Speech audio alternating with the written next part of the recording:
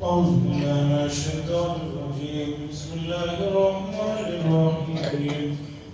وما كنت بجانب الطور إذ نادينا ولكن رحمة من ربك لتنذر قوما ما أتاهم من نذير من قبلك لعلهم يتذكرون ولولا أن تصيبهم مصيبة بما قدمت أيديهم فيقولوا ربنا لولا أرسلت إلينا رسولا فنتبع آياتك ونكون من المؤمنين فلما جاءهم الحق من عندنا قالوا لولا أوتي مثل ما أوتي موسى أولم يكفروا بما أوتي موسى من قبل قالوا سحران تظاهرا وقالوا إنا بكل كافرون قل فأتوا بكتاب من عند الله وأهدى منهما اتبعوا إن كنتم صادقين فإن لم يستجيبوا لك فاعلم أنما يتبعون أهواءهم ومن أضل ممن اتبع هواه بغير هدى من الله إن الله لا يهدي القوم الظالمين.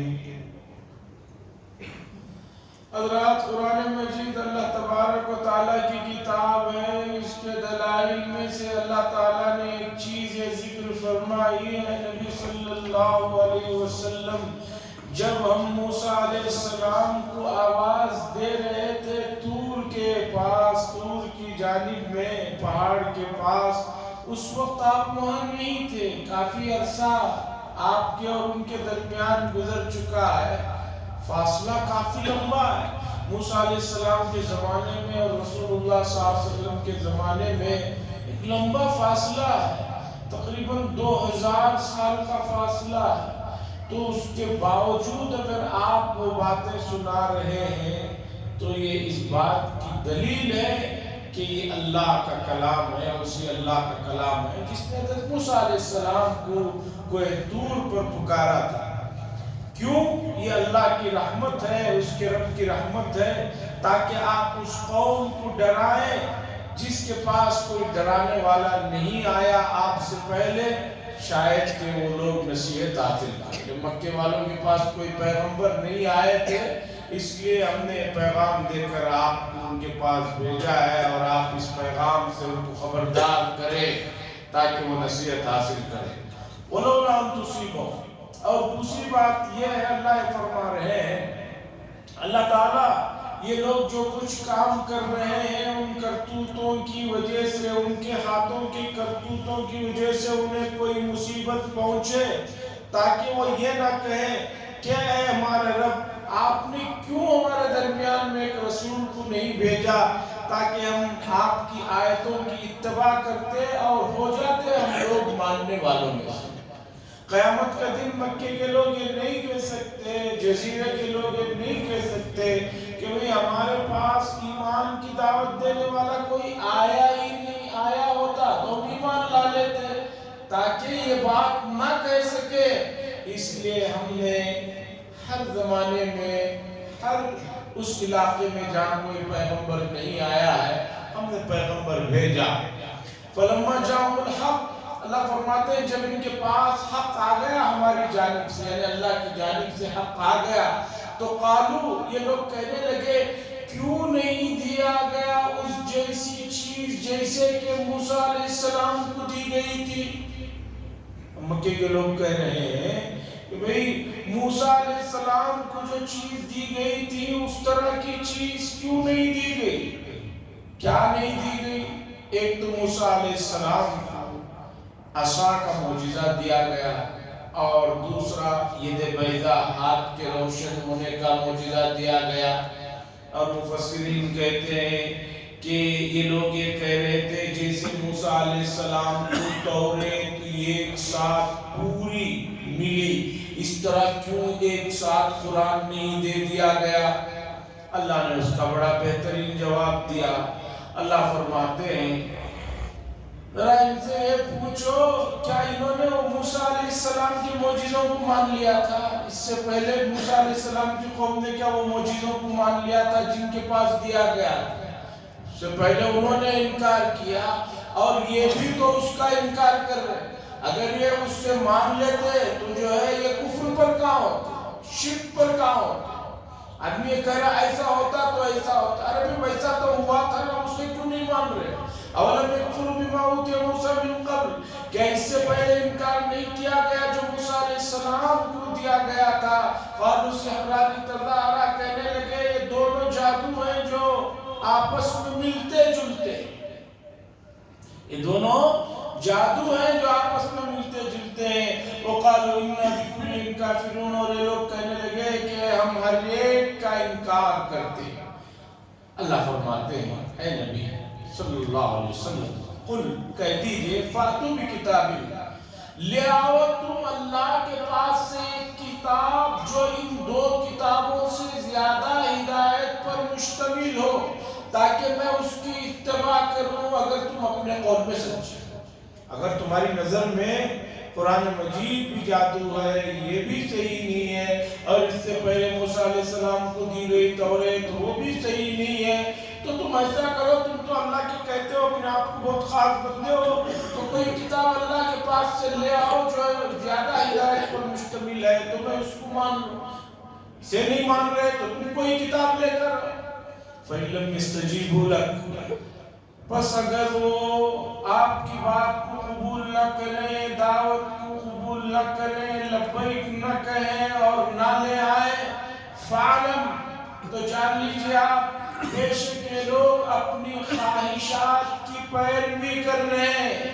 جنہیں نہیں ماننا ہوتا ہے وہ کچھ نہ کچھ جو ہے بہانہ کرتے رہتے ہیں، کچھ نہ کچھ بہانہ کرتے رہتے ہیں، اور جن کو ماننا ہوتا ہے ان کے لیے تو سب سے بڑی بات وہ ہے جو بعض صحابہ نے اپنے ایمان لانے کے بعد، اپنی حالت اسلام میں آنے کے بعد ذکر کی، کہ ہم نے رسول اللہ صلی اللہ علیہ وسلم کو جب پہلی مرتبہ دیکھا، دیکھتے ہی ہمارے دل و دماغ اور روح نے گواہی دے دی کہ یہ چہرہ جھوٹا نہیں ہو سکتا۔ سلمان فارسی رضی اللہ تعالیٰ عنہ ایک مشہور صحابی، بڑی لمبی عمر پائی، روایتیں مختلف ہیں، 200 سے اوپر تک کی تو روایتوں پر اتفاق، اس سے زیادہ کتنی عمر پائی وہ نہیں پائی۔ یہ ایک لمبا عرصہ عیسائی رہے اور کون کون سے مذہب میں رہے، یہاں تک کہ ان کے زمانے میں جب پتہ چلا مدینہ منورہ میں ایک صاحب آئے ہیں، نبی ہونے کا دعویٰ کر رہے ہیں، تو وہ آئے اور آ کر انہوں نے ایمان قبول کیا۔ انہوں نے بھی یہ بات بتائی کہ رسول اللہ صلی اللہ علیہ وسلم جیسا چہرہ کہ جسے دیکھ کر نگاہیں ہٹتی نہیں ہے، یہ جھوٹے کا نہیں ہے، اس لیے کہ آنکھیں جو ہوتی ہیں، آدمی کی جو آنکھیں ہوتی ہیں، آدمی کچھ چھپائے لیکن آنکھیں نہیں چھپاتی، آنکھوں سے آدمی کی حقیقت کا علم ہو جاتا ہے۔ تو رسول اللہ صلی اللہ علیہ وسلم کی وہ روشن پیشانی ہو یا آنکھیں ہوں، وہ خود سب سے بڑی دلیل تھی، اور مکے والوں کے لیے اس سے بڑا ثبوت کیا چاہیے کہ جس شخص کی 40 سالہ زندگی تمہارے درمیان میں گزری ہے، پوری زندگی 40 سال کی زندگی میں کبھی کسی بیہودہ مجلس میں شرکت نہیں کی، مکے کے گھر گھر میں باپ بیٹا بھائی مل کر جہاں شراب پینا ایک فخریہ بات تھی، وہاں پوری زندگی میں کبھی اس طرح کی بیہودہ چیز کو آپ نے ہاتھ نہیں لگائی، کبھی جھوٹ نہیں بولا، کبھی دھوکہ نہیں دیا۔ 40 سال کی زندگی گاؤں کی، مکے کی، جنہوں نے دیکھا ہے، اب اچانک ایک آدمی 40 سال کی بعد جھوٹ بولنے کی اس پر تہمت لگائی جائے، تو یہ خود اس بات کی دلیل ہے کہ تمہیں جو ہے مذہب سے کوئی تعلق نہیں ہے، بس صرف جو ہے باتیں بنا رہے ہیں. ومن اضل ممن اتبع هواه بغیر هدى من اللہ، اور جو شخص اتباع کرے اللہ کی بات کو اور ہدایت کی بات کو چھوڑ کر اپنے نفس کی خواہشات کی اتباع کرے، سمجھو کہ وہ گمراہ ہو گیا. ان اللہ لا یہدی القوم الظالمین، بے شک اللہ تبارک و تعالی ظالم قوم کو رہنمائی سیدھی راہ نہیں دکھاتے. جب انہوں نے خود غلط راہ کو چنا ہے تو اللہ کہتے ہیں جانے دو، غلط راہ میں جانے دو، جب ٹھوکر کھائیں گے تب سمجھو. اللہ فرماتے ہیں وَلَقَدْ وَصَّلْنَا لَهُمُ الْقَوْلَ لَعَلَّهُمْ يَتَذَكَّرُونَ. انہوں نے پوچھا تھا نا کہ ایک ہی ساتھ پوری توریت جیسے نازل میں پورا قرآن کیوں نازل نہیں ہو گیا، ایک ہی ساتھ پوری کتاب کیوں نازل نہیں کر دی گئی. اللہ فرماتے ہیں اور تحقیق کہ ہم نے ایک کے بعد دیگرے باتوں کو پہنچاتے رہے تاکہ تم نصیحت حاصل کرو. تھوڑا تھوڑا کر کے نازل ہونے سے تمہیں بات سمجھ میں آئے گی، اس پر عمل کرنا آسان ہوگا. اس لیے ہم نے حالات کے اعتبار سے تھوڑا تھوڑا نصیحت کو آگے پیچھے بھیجتے رہے، مسلسل بھیجتے رہے تاکہ تم تنبیہ ہو جائے اور نصیحت حاصل کرو. الذین آتیناہم الکتاب من قبلہ ہم بہ یؤمنون، اور وہ لوگ جنہیں ہم نے اس سے آپ سے پہلے کتاب دی تھی وہ بھی آپ پر ایمان لاتے ہیں. ایمان جنہوں نے لایا بہت سے یہود اور نصارہ، انہوں نے جو ہے قرآن مجید کے نزول کے بعد اپنے آپ کو قرآن مجید کا تابع بنا دیا اور ایمان انہوں نے قبول کر لیا.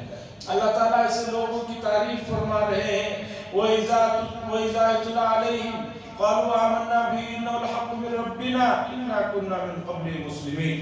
اور جب ان کے سامنے قرآن مجید کی آیتوں کی تلاوت کی جاتی ہے تو وہ کہتے ہیں کہ ہم اس پر ایمان لائے، بے شک یہ حق ہے ہمارے رب کی طرف سے. انا كنا من قبل مسلمین، ہم اس سے پہلے ہی اس کی فرما برداری میں اور اسے ماننے والوں میں شامل ہو گئے. قرآن مجید کی سب سے بڑی گواہی ہے.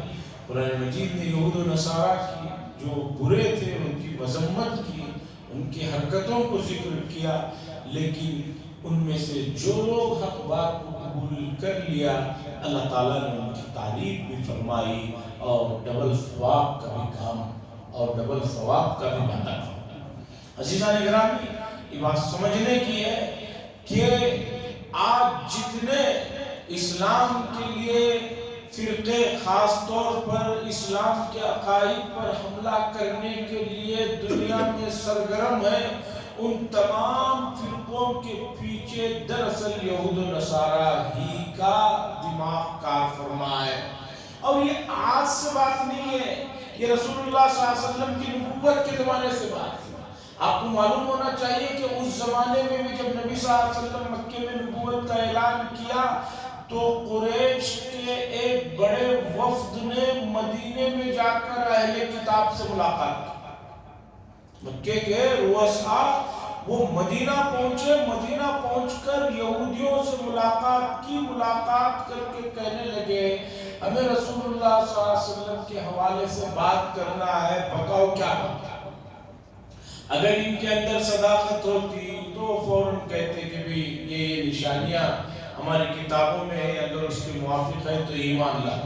لیکن نہیں، انہوں نے سوالات بتائے کہ یہ جا کر پوچھو، وہ جا کر پوچھو، اور وہ لوگ آ کر بھی پوچھے.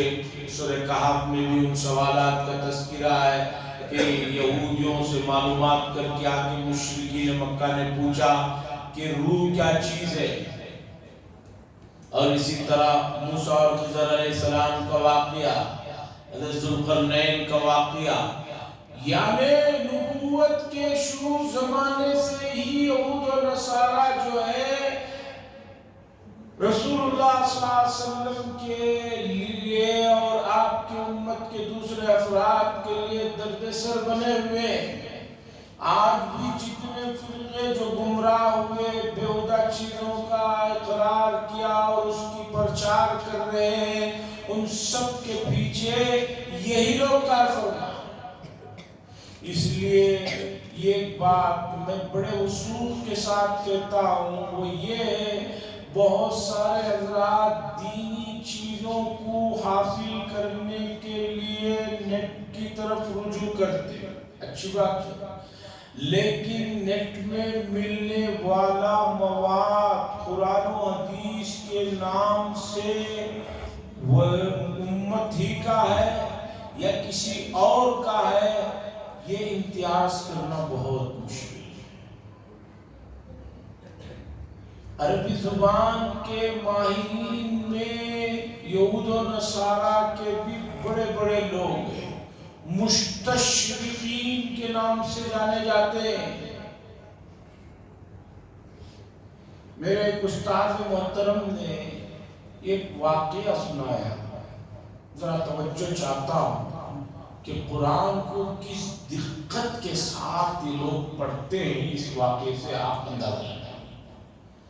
میرے استاد محترم نے سنایا، فتح عبد المجید المرشدی نے، انہوں نے جرمنی میں پی ایچ ڈی کی، اور پی ایچ ڈی جو کی جاتی ہے کسی ایک استاد کی نگرانی میں کام ہوتا ہے، تو انہوں نے جرمنی میں جو عربی لینگویج پر پی ایچ ڈی کی، ان کے جو پروفیسر تھے وہ عیسائی تھے۔ میں نے تعجب کیا، حضرت آپ نے جن سے پی ایچ ڈی کی وہ پروفیسر عیسائی تھے؟ وہ کہنے لگے اس میں تعجب کی کیا بات ہے؟ میں نے کہا کہ وہ کس طرح کے آدمی تھے؟ کہنے لگے عربی زبان میں مجھے اس جیسا آدمی آج تک ملا ہی نہیں، اس درجے کی اس آدمی کی عربی۔ خیر چلے، جرمنی کے پروفیسر نے کہا کہ یہ پورا قرآن مجید اللہ کا کلام ہے، لیکن سورہ یوسف میں ایک لفظ آیا ہے، یہ ایک لفظ اللہ کی طرف سے نہیں ہو سکتا، یہ لفظ کچھ گڑبڑی کا ہے، اسے لکھنے والوں نے غلط کر دیا۔ اس عربی کے جرمنی کے پروفیسر سے لوگوں نے پوچھا کہ کیسے؟ اس نے کہا کہ پورے قرآن کو میں تنقیدی نظر سے کئی مرتبہ پڑھا اور کئی مرتبہ جانچا، کوئی ایک لفظ ایسا مل جائے، ثبوت مل جائے کہ جو مناسب نہیں ہے، تو مجھے صرف ایک جگہ ایک لفظ ملا سورہ یوسف۔ کیا ہے وہ لفظ؟ اس نے کہا یہ ایک لفظ اللہ کی طرف سے نہیں ہو سکتا، باقی پورا قرآن اللہ کی طرف۔ واقعہ یہ ہے کہ یوسف علیہ السلام کا واقعہ معلوم ہے کہ ان کے بھائیوں نے آ کر والد سے کہہ دیا کہ بھئی آپ کے بچے یوسف کو جو ہے بھیڑیا جو ہے کھا گیا، لے کر چلا گیا۔ تو وہ واقعہ جو بھائیوں نے آ کر والد کو سنایا، تو انہوں نے کہا فَأَكَلَهُ الذِّئْبُ فَأَكَلَهُ الذِّئْبُ کہ بھیڑیے نے کھا لیا، بھائی کھا لیا بھیڑیے نے۔ وہ جرمن کا مستشرق عربی کا پروفیسر کہتا ہے لفظ اکلا یاکلو جو ہے کھانا جس کے معنی ہے، اکلا یاکلو کا لفظ انسانوں کے لیے استعمال ہوتا ہے۔ انسان اگر کوئی چیز کھاتا ہے تو اس کے لیے کہا جاتا ہے اکلا یاکلو، انسان نے کھایا، اسی سے کلو وشربو۔ لیکن جانور جب کوئی چیز کھاتا ہے، خاص طور پر بھیڑیا، تو اس کے لیے لفظ استعمال ہوتا ہے، ہمارے یہاں بھی کہتے ہیں کہ جو ہے بھیڑیے نے جو ہے چیر پھاڑ دیا۔ تو اسی طرح یہاں پر اکلا کے بجائے دوسرا لفظ آنا چاہیے جو چیر پھاڑنے کے معنی کو دکھائے۔ اکلا کا لفظ جانور بھیڑیے کے ساتھ نہیں لگ سکتا، یہ اکلا کا لفظ انسانوں کے ساتھ ہے۔ اس سے پتہ چل رہا ہے کہ یہاں کچھ غلطی ہوئی ہے۔ مفسرین نے اس کی جوابات دیے ہیں، میں بتاؤں گا۔ میں یہاں آپ کو اس نقطے پر لانا چاہتا ہوں کہ یہ غیر مسلم نے قرآن مجید کو کس دقت سے پڑھا ہے، کتنے بار پڑھا ہے اور کیسا پکڑا ہے، دیکھیے۔ مفسرین نے کہا کہ صحیح بات ہے، اکلا کا لفظ انسان کے لیے استعمال ہوتا ہے، چیر پھاڑنے کے لیے، جانور کے لیے جب بتانا پڑتا ہے تو سوا کا لفظ استعمال ہوتا ہے، لیکن اس کا جواب یہ ہے کہ اب چونکہ یعقوب علیہ السلام پوچھ رہے تھے کہ بھئی کہاں ہے، وہ جو چیر پھاڑ دیا، تو جانور جب بھی کسی کو چیر پھاڑتا ہے تو خون پی لیتا ہے، کچھ کھا کر کچھ چھوڑ دیتا ہے، باقی حصہ کہاں ہے بچے کا؟ تو ان بھائیوں کو یہ بتانا تھا کہ وہ بھیڑیا ایسے کھایا جیسے انسان کھاتا ہے کہ یہ ایک چیز بھی نہیں چھوڑا، جیسے انسان کھانے بیٹھتا ہے تو پورا چٹ کر جاتا ہے، 10 نوالے کھانے میں 5 چھوڑ کر نہیں اٹھ جاتا، تو وہ چیز بتانا تھا، تو اس لیے قرآن نے ان کے اس ترجمانی کے لیے لفظ اکلا کا استعمال کیا۔ تو خیر میں یہ کہنا چاہتا ہوں کہ یہود کا نصارہ کا شروع سے وتیرہ رہا ہے کہ وہ قرآن میں اعتراضات کرنے کے لیے ہر زمانے میں کام کر رہے ہیں، اور حضور صلی اللہ علیہ وسلم کے زمانے سے کر رہے ہیں اور قیامت تک کرتے رہیں گے۔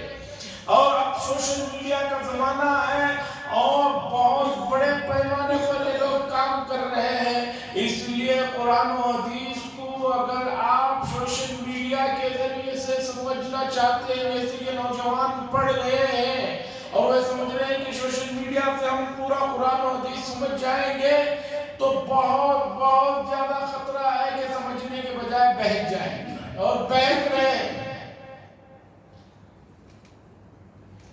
لوگ۔ اب نمازوں کے سلسلے میں بھی جو ہے مسجد میں آنے کے لیے دلیلیں پوچھ رہے ہیں، ہر چیز میں دلیلیں پوچھ رہے ہیں۔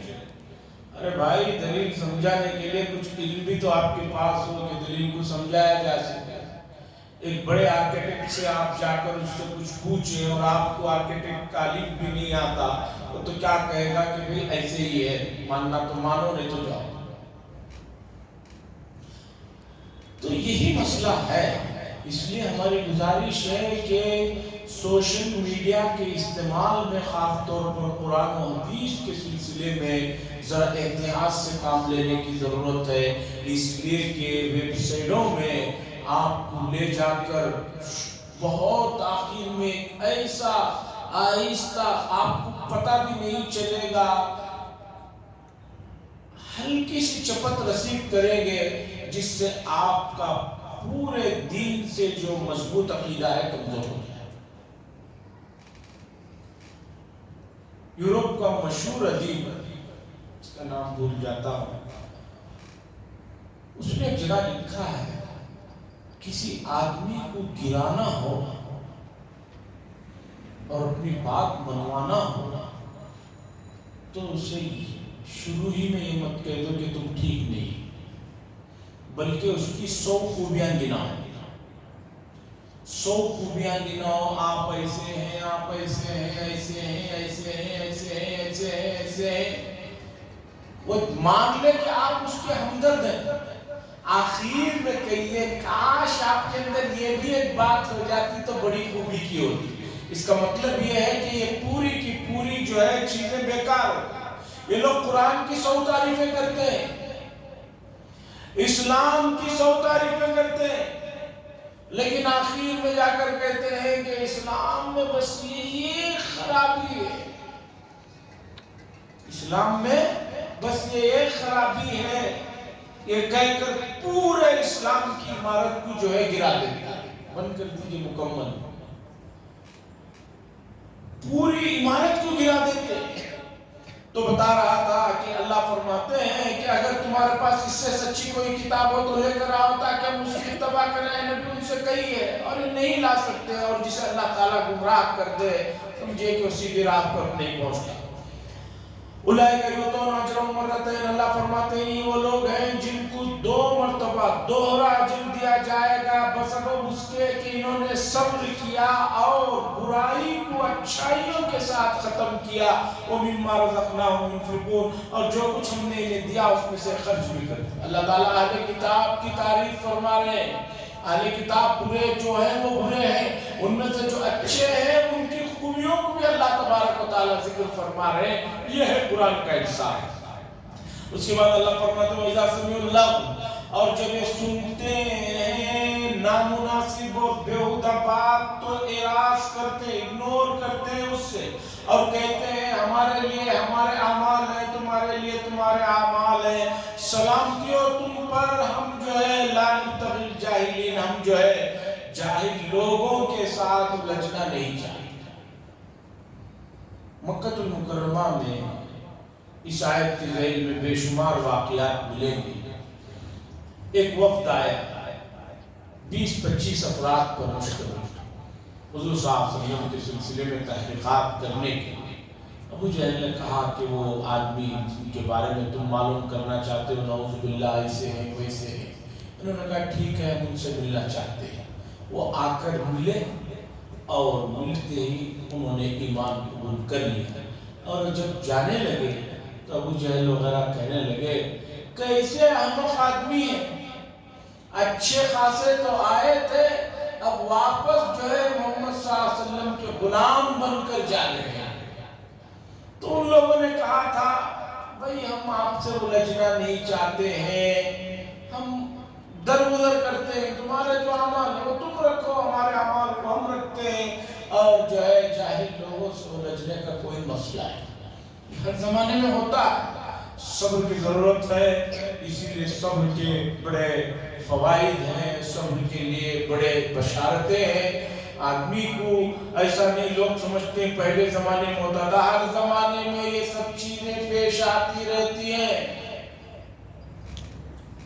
لوگوں نے کسی کو نہیں چھوڑا ہے، انبیاء کی جو ہے توہین کی، انبیاء کی شان میں گستاخیاں کی ہیں، اللہ کی شان میں گستاخیاں کی ہیں۔ اب نبی اور اللہ کی شان میں گستاخی ہو رہی ہے، تو اگر کوئی ہمارے اپنے بارے میں کوئی کہہ دے تو اسے جو ہے دل زیادہ افسردہ نہیں کر لینا چاہیے۔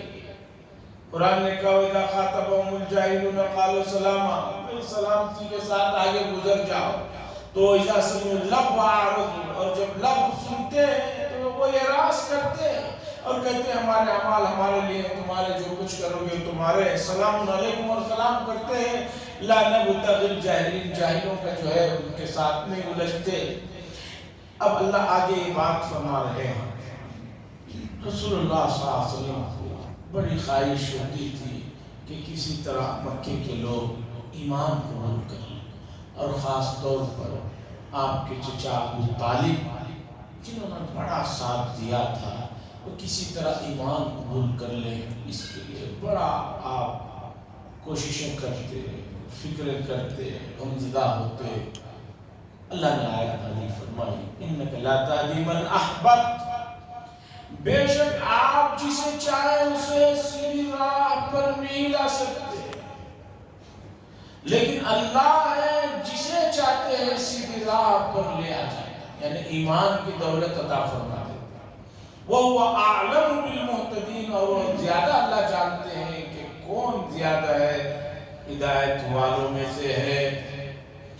تو اس آیت میں بتایا کہ ایک داعی کا کام صرف نتائج سے بے پرواہ ہو کر کام کرتے رہنا ہے۔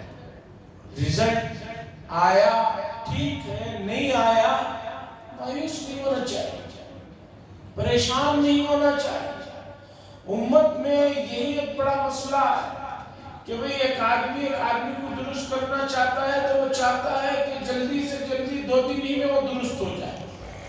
نہیں بھئی، ایک آدمی کے درست ہونے کے لیے ایک مدت ہے، اور جب مدت ختم ہوگی تب بھی وہ درست ہوگا، اس سے پہلے نہیں درست ہوگا۔ جب وہ نہیں درست ہوتا تو موجودہ زمانے میں آدمی اس سے مایوس ہو جاتا ہے یا اس پر سختی پر اتر جاتا ہے۔ یہ دونوں طریقے ٹھیک ہے۔ اِنَّكَ لَا تَهْدِي مَنْ أَحْبَبْتَ، آپ جسے پسند کرتے ہیں اسے سیدھی راہ پر نہیں لا سکتے، اللہ جسے چاہتے ہیں اسے سیدھی راہ دکھاتے ہیں، اور وہ زیادہ اس بات کو جانتے ہیں کہ ہدایت کو نہ۔ ایک واقعہ سناتا ہوں بات سمجھنے کے لیے۔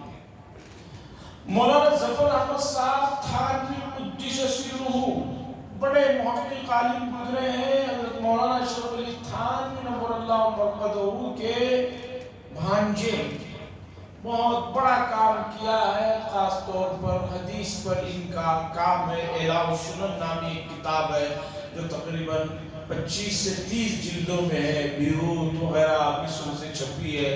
ہر مسئلے کے پیچھے حدیث میں کیا دلیل ہے، اس حدیث کو انہوں نے نقل کیا۔ انہوں نے لکھا ہے، ان کے اپنے ایک دوست مولانا ظفر احمد تھانوی رحمۃ اللہ علیہ کے دوست، بہت قریبی دوست جیسے ہوتے ہیں، بچپن سے ساتھ پلے بڑے ہوئے، ان کو سگریٹ نوشی کی عادت تھا، اسموکنگ کی عادت تھا۔ تو حضرت ظفر احمد صاحب تھانوی ہمیشہ ان سے کہتے کہ بھئی چھوڑ دو، اور جب ان کو نصیحت کرتے تو آ کر کاپی میں لکھ لیتے کہ میرے آج نصیحت، پھر کبھی موقع ملتا پھر نصیحت کرتے۔ انہوں نے لکھا کہ ایک مرتبہ میں نے بیٹھ کر کاپی میں گنا کہ میں نے اب تک کتنی مرتبہ نصیحت کیا، تو دیکھا 90 سے زیادہ ہو، تو اور نصیحت کرتے، 99 مرتبہ نصیحت ہوتی۔ انہوں نے کہا چھوڑ دو، یہ تو ماننے والا ہے۔ پھر ان کے دل میں خواہش آئی، 99 مرتبہ تو نصیحت کر ہی چکا ہوں، چلو ایک مرتبہ اور کر دیتا ہوں۔ 100 مرتبہ انہوں نے نصیحت کی، اس کے بعد دل کو تسلی دے لی کہ یہ ماننے والا تو ہے نہیں، اب اسے نصیحت نہیں کرنا، چھوڑ دی۔ 100 مرتبہ ہو گئے، 100 پورے ہو گئے۔ پھر بہت دنوں کے بعد خیال آیا 100 مرتبہ تو کیا ہی ہوں نصیحت، چلو ایک مرتبہ اور نصیحت کر لیتا۔ انہوں نے جو ہی اور ایک مرتبہ نصیحت کی، جو ہی نصیحت کی، اسی دن انہوں نے اس چیز سے توبہ کی اور چھوڑ دی۔ حضرت ظفر احمد صاحب تھانوی نے اپنا یہ واقعہ دوست کا لکھنے کے بعد لکھا کہ ان کی نصیحت کے لیے 101 مرتبہ کہنا ضروری تھا، اس سے پہلے انہیں نصیحت ہونے والی نہیں تھی، تو 100 پہ بھی 99 پہ کہاں تھی، اب اس کے بعد 101 پر فوراً ہو گئی۔ تو اس سے میں نے اندازہ لگایا کہ ہمیں نہیں معلوم کس کی نصیحت کب اللہ نے مقدر کر رکھا ہے، ہمارا کم بولتے رہنا، بتاتے رہنا۔ یہ واقعہ اور یہ آیت اس بات کو سمجھا رہی ہے کہ ہم اپنے قریبی لوگوں سے جو مایوس ہو جاتے ہیں، نماز کے سلسلے میں نہیں بھی میں کئی مرتبہ بلاتا ہوں، ہمارا دوست نہیں آتا، ہمارا بیٹا نہیں آتا، ہمارا بھائی نہیں آتا۔ ارے بھئی آپ کا کام بلاتے رہنا ہے، وہ آیا تو بھی آپ کو ثواب ملے گا، وہ نہیں آیا تو بھی آپ کو بلانے پر ثواب ملے گا۔ آپ کو کیا ہو گیا 2 لفظ بول کر آتے ہو؟ تو اس لیے مایوسی اور نا امیدی یہ صحیح نہیں ہے، اور جلد بازی یہ بھی صحیح نہیں ہے۔ ہمارا کام بتاتے رہنا ہے، بولتے رہنا ہے، باقی اللہ جب چاہے جو ہے وہ مسئلے کا آسان کر دیں گے۔ آگے کی آیتوں میں ان کفار مشرکین نے ایک چیز کو ذکر کیا کہ ہم اس میں ایمان نہیں لا رہے ہیں کہ ہم اگر ایمان لائیں تو مکے میں سے دوسرے لوگ آ کر ہمیں اچک لیں گے، ہمیں ختم کر دیں گے، ہمیں مار ڈالیں گے کہ تم کیوں ایمان لا لیے، اس لیے ہم ایمان نہیں لا رہے ہیں۔ یہ ایک لنگڑا حضور انہوں نے پیش کیا اور قرآن نے اس کے جوابات بھی دیے۔ انشاءاللہ اگلی مجلس میں بات ہوگی۔ وآخر دعوانا الحمدللہ رب العالمین۔ لك الحمد ولك الشكر يا الله، اللهم صل على سيدنا شفيعنا نبينا حبيبنا مولانا محمد بارك وسلم. اللهم انت السلام ومنك السلام وتبارك يا ذا الجلال والاكرام. اللهم انا نسالك العفو والعافيه والمعافاه الدائمه في الدين والدنيا والاخره. صلى الله تعالى وسلم على خير خلقه محمد وعلى اله وصحبه اجمعين. الحمد لله.